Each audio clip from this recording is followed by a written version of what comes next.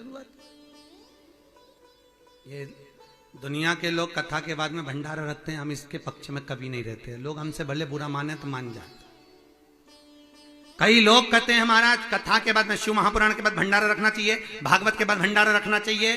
हम इसके पक्ष में कभी नहीं रहते, कभी भी नहीं मिलेंगे।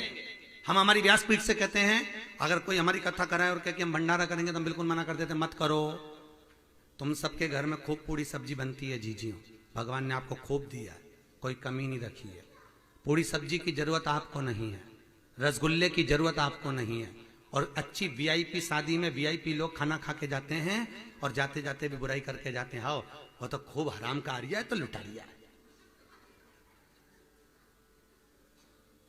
इस भंडारे और भोजन की जरूरत तुमको नहीं। किसी गरीब को किसी गौशाला में जाकर थोड़ी 1 कुंटल पालक खरीद लो, कोई सब्जी खरीद लो, गौ माता को अपने हाथ से उस भंडारे के निमित्तार्थ खिलाकर आ जाओ।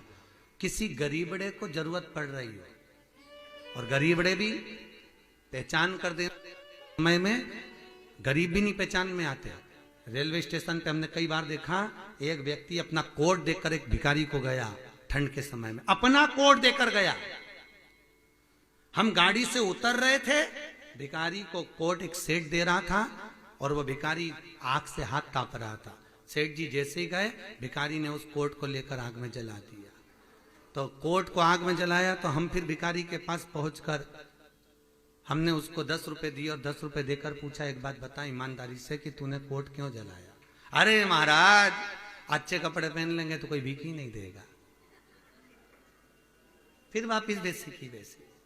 जिसको जरूरत है उसको क्यों नहीं दिया? जिसको जरूरत नहीं, एक सिग्नल पे जाके गाड़ी रुकती है, लोग कांच पोंछने के लिए आ जाते हैं, बच्चे आ जाते हैं, तुम 10 रुपए निकाल कर उनको दे देते हो। तुम बना रहे हो उनको भिक्षुक। जिसको जरूरत है उसको दो ना। तुम्हारे परिवार में तुम्हारे सबसे पहले दान कहां किया जाता है वो भी समझ लो आज अच्छे से। सबसे पहला दान होता है अपने परिवार में।